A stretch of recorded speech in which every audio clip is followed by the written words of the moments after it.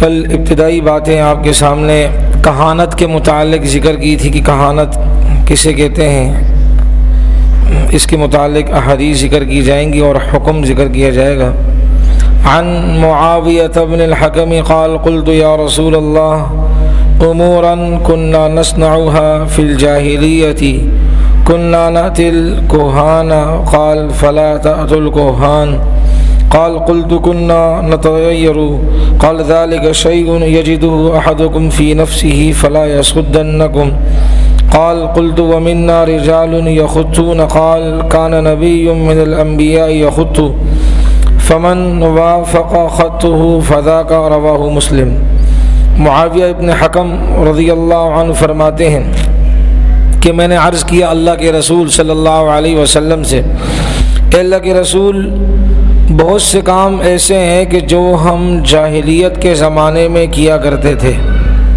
ان میں سے ایک یہ ہے کہ ہم کاہنوں کے پاس جاتے تھے، اور کاہن جیسے کہ کل عرض کیا اسے کہتے ہیں کہ جو آئندہ زمانے کے بارے میں غیب کی باتیں بتانے کا دعویٰ کرے اور بتائے، اس کو کاہن کہتے ہیں۔ تو فرماتے جاہلیت میں ہم بہت سے کام کیا کرتے تھے اللہ کے رسول، اس میں سے ایک کام یہ کرتے تھے کہ ہم کاہنوں کے پاس جاتے تھے کہ آئندہ کی باتیں معلوم کرتے تھے۔ تو نبی علیہ السلام نے فرمایا کاہنوں کے پاس مت جایا کرو، اس لیے ایک اور روایت کے اندر آتا ہے اس جانے سے منع آپ علیہ السلام نے اس لیے کیا کہ حدیث میں آتا ہے آپ علیہ السلام نے فرمایا من اتی عرافا فسألہ عن شیء لم تقبل له صلاة 40 لیلۃ، کہ جو کاہن کے پاس جاتا ہے کسی بات کے بارے میں پوچھنے کے لیے اور وہ آئندہ کی باتیں بتانے والا ہوتا ہے اور دعویٰ کرتا ہے، تو یہ آدمی صرف اس کے پاس چل کر گیا اور اس نے اس سے کوئی بات معلوم کی تو اس آدمی کی 40 دن کی نمازیں اللہ قبول نہیں کرتا۔ نماز کتنی بڑی عبادت ہے جو اللہ کے نبی علیہ السلام کو اللہ تعالیٰ نے عرش پر بلا کر یہ تحفہ عطا فرمایا، تو اس آدمی کی 40 دن کی نمازیں قبول نہیں کرتا۔ نہیں فرماتے اللہ کہ جو آدمی کسی کاہن کے پاس جائے کہ جو مستقبل کی باتیں بتانے کا دعویٰ کرتا ہو، اس لیے کہ غیب کا علم صرف اللہ کو ہے، اللہ کے علاوہ کسی کو نہیں ہے۔ تو فرماتے ہیں کہ میں نے عرض کیا کہ اللہ کے رسول ہم چیزوں کو منحوس بھی سمجھتے ہیں۔ آپ علیہ السلام نے فرمایا کہ یہ تو وہ چیز ہے کہ جو تم میں سے کوئی اپنے دل میں پاتا ہے، لہذا کسی چیز کو منحوس سمجھنا آپ کو اس عمل سے نہ روکے۔ آپ ایک کام کرنے جا رہے ہیں، وہ دل میں خیال آئے یہ کام منحوس ہے تو آپ کو یہ کام عمل سے نہ روکے، آپ یہ کام کر لیا کریں۔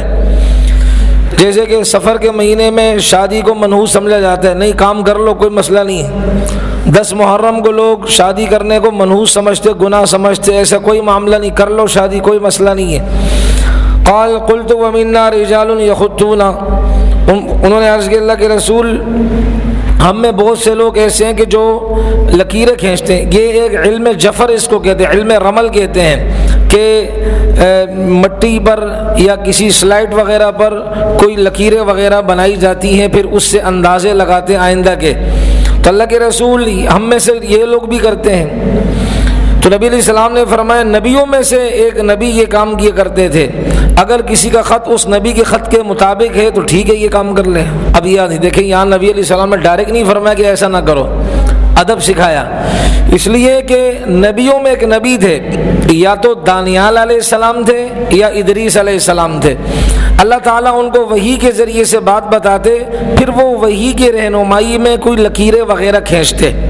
اور پھر اس مسئلہ پوچھنے والے کو بتاتے کہ بھئی آئندہ اللہ تعالیٰ نے مجھے وحی بھیجی ہے اور میں نے اس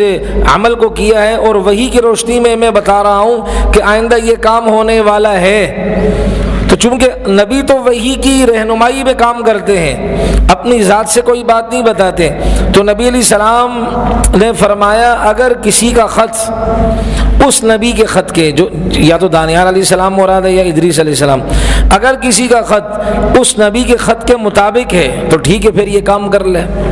اگر اس کے مطابق نہیں تو یہ کام نہ کرے۔ اور ظاہر بات ہے اس زمانے کا کون آدمی یہ کہہ سکتا ہے کہ میرا خط، میں نے جو لکیریں کھینچی ہیں یہ اس نبی کے خط کے مطابق ہے، جب مطابق نہیں تو یہ کام نہ کرے۔ تو یہ ادب سکھایا شریعت نے کہ اگر ایسا کوئی کام جو بڑے کی طرف نسبت کی جائے تو ڈائریکٹ کر کے یہ نہ کہا جائے یہ حرام ہے، ناجائز ہے، کفر ہے،